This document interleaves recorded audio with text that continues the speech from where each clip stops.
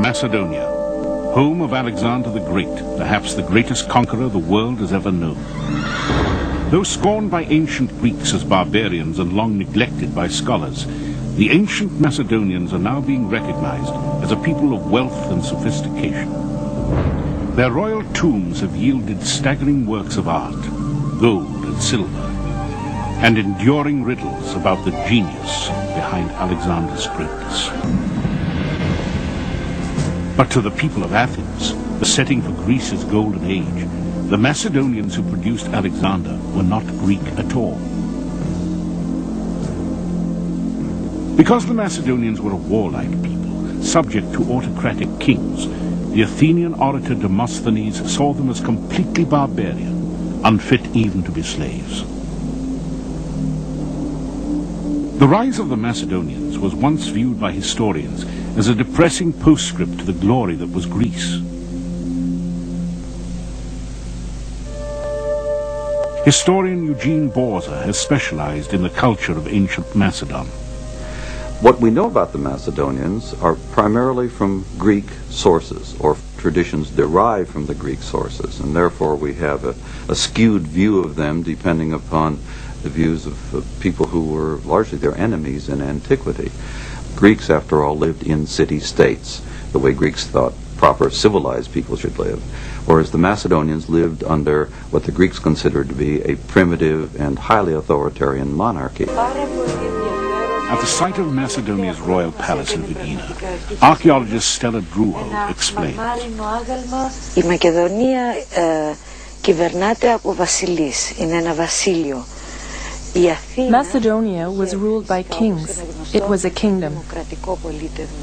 Athens had democracy, a great achievement of the Greek civilization.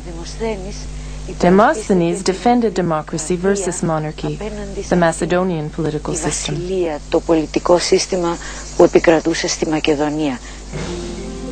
Philip, seeking the acceptance of the Greeks, sent a horse and chariot to the Olympic Games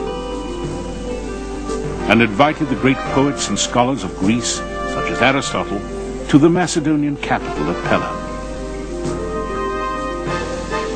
But the Greeks, influenced by the orator Demosthenes, continued to see Philip as a tyrant, a hard-drinking lecher, and a barbarian who had no right to claim the mantle of Greece.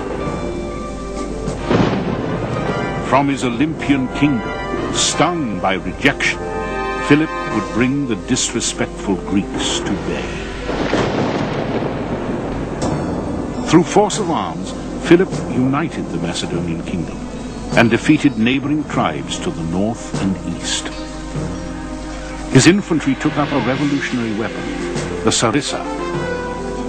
This spear, nearly twice as long as the Greek spears, kept the enemy almost hopelessly at bay.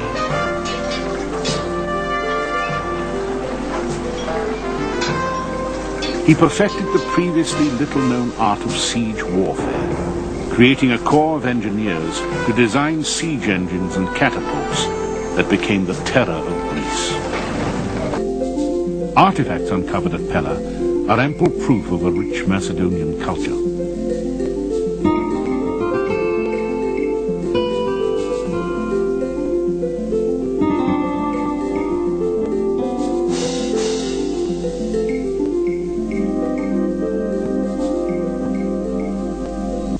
Excavations by our colleagues in Greece have brought to light sufficient examples of an exquisite taste in art that suggests that these Macedonians were not a race of barbarians as Demosthenes and other Greeks had charged.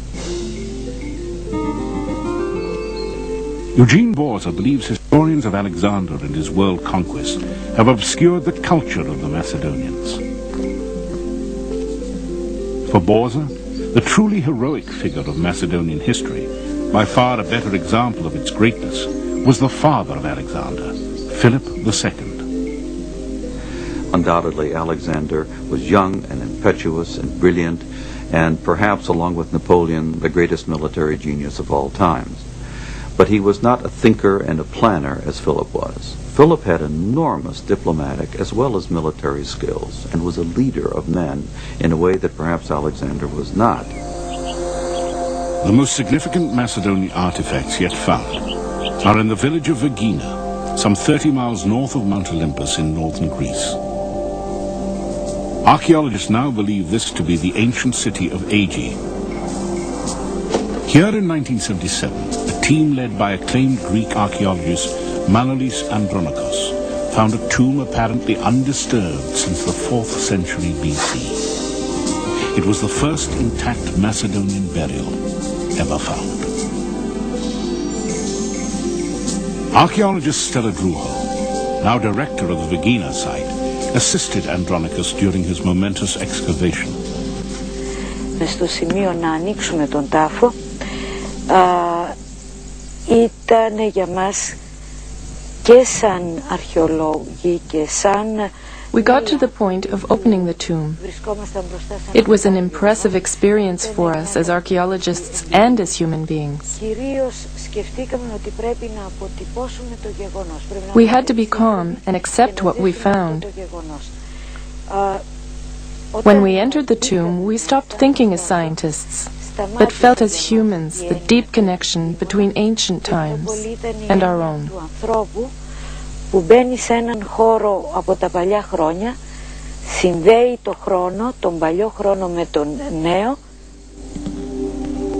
As Manolis Andronikos and his team scrambled through a hole made above the marble doors, they saw a room brimming with treasure. A gilded quiver leaned up against the marble doors. Behind it lay 74 arrowheads and decomposed wooden shafts. Exquisitely made bronze and silver vessels.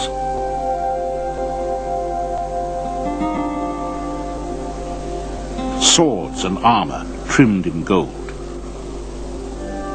A crested helmet of the style worn in Philip and Alexander's military campaigns. And scattered bits of gold, leather and ivory that after 5 years of painstaking reconstruction would prove to be a beautiful ceremonial shield. But the best was yet to come. Against one wall was a solid gold casket bearing the emblem of the Macedonian royal house, a sunburst. Inside were the bones of royalty. Nearby, an exquisite gold-foiled wreath, the heaviest ever discovered. Some of its 313 golden oak leaves showed signs of scorching. Perhaps it was a crown for the monarch during his cremation.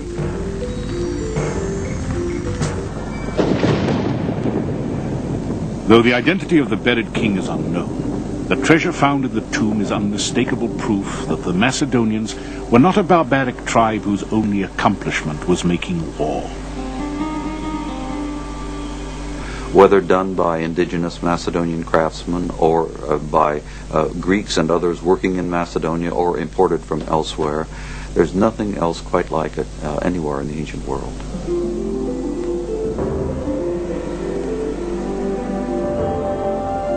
Archaeologists are finding increasing evidence that the Macedonians had a far more sophisticated culture than previously thought.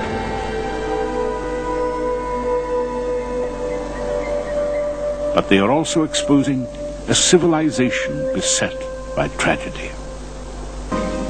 But Alexander would take his father's place as the immortalized conqueror of the world. Alexander would never return to his native Macedonia. Having completed his conquest, he died in Babylon at the age of 32. His mysterious death came after a long bout of alcoholic revelry. Some have suggested he was poisoned. In the meantime, his campaign had exhausted the resources of his people. Macedonia would fall prey to waves of political corruption and intrigue. Its golden age was over. Ironically, Alexander, regarded by many Greeks as barbaric, would be the means by which Greek culture would spread throughout the world. He would establish cities bearing his name, many to become centers of learning where Greek civilization would be kept alive, overshadowing the culture of Macedonia.